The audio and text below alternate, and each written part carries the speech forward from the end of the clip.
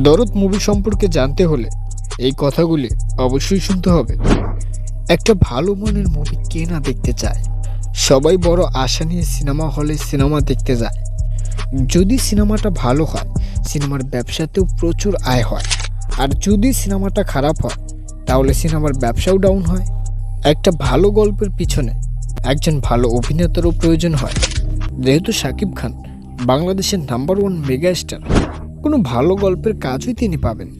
বাংলাদেশের ফিল্মে বাজেট একটু কম, কিন্তু যতটা বাজেট ততটাও কিন্তু কম কিছু নয়।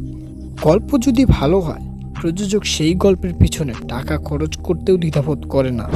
তুফান সিনেমা ভালো ব্যবসা করেছে, তাই সবার মুখেই হাসি। তুফানের গল্পে শাকিব খান ছাড়া কখনোই সম্ভব হতো না।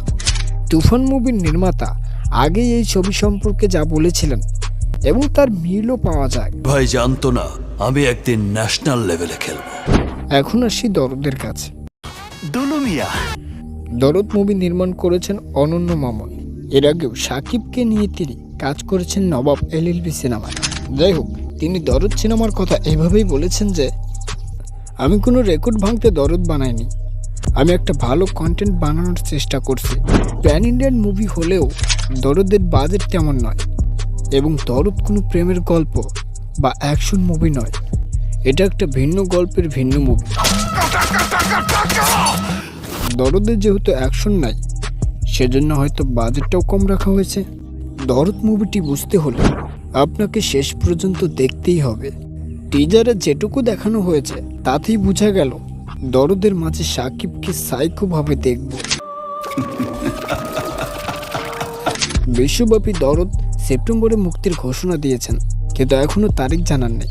যেহেতু সাকিব খান অভিনয় করেছেন, অবশ্যই দরদ একটি ভালো গল্পই হবে।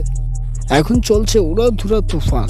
এখনও যারা তুফান মুভিটি দেখেন নাই, সিনেমা হলে গিয়ে দেখে আসেন। পুরা দেশ সম্পূর্ণ ভিডিওটি দেখার জন্য আপনাকে ধন্যবাদ।